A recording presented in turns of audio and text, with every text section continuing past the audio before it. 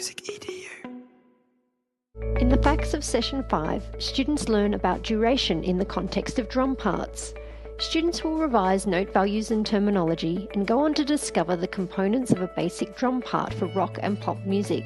Students wrap up the facts section by learning how to notate drum parts, and you'll find interactive presentations on note and rest durations on the website portal in Session 5, the facts, as well as some pre-searched YouTube clips on playing a basic rock or pop drum part. If you're using the digital version of the publication and would like the students to write their answers as they would if they had a physical book, they can download the pages from the session that are designed for writing on and either print and fill in their answers, or alternatively annotate on the PDF and upload them to the school intranet or Moodle. The downloadable pages are found on the Studio Sessions website portal in Session 5, the facts.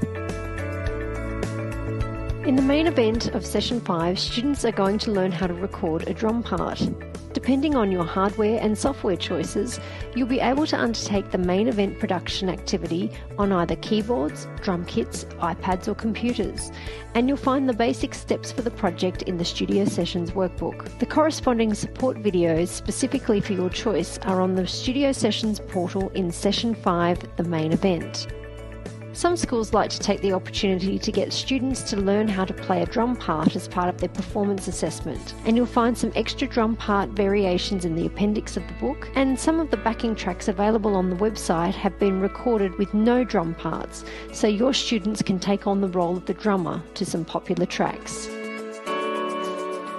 The quick quiz is a recap of the session, and students can find the answers to these questions from within the session. You'll notice there is a checkbox of each of the key learning areas that have been covered. Teachers have the opportunity to make this a discussion point to ensure students are making the connection between what they are practically completing and the theoretical components covered in the session. The quiz can be taken online by the students, and the MusicEDU website will mark their answers and place their score in the teacher's classroom.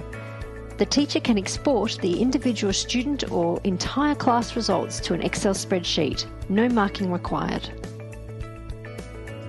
Students can complete the tasks in the facts at home via the Studio Sessions portal, allowing you more time in class to complete the multi-track drum recording or performance project. Decide on the hardware and software options you are going to use for the main event task, and also the time frame for the project. This is a task that could take one class lesson, or with higher expectations and a greater refinement process, it could take 3 or 4 class lessons. Take into consideration the time it may take to rotate students on hardware to ensure everyone has a turn. The quick quiz can be completed as homework, as all the answers to the session can be found within the session. You'll find the suggested answers to the quick quiz in the Teachers Resources section on the Studio Sessions portal.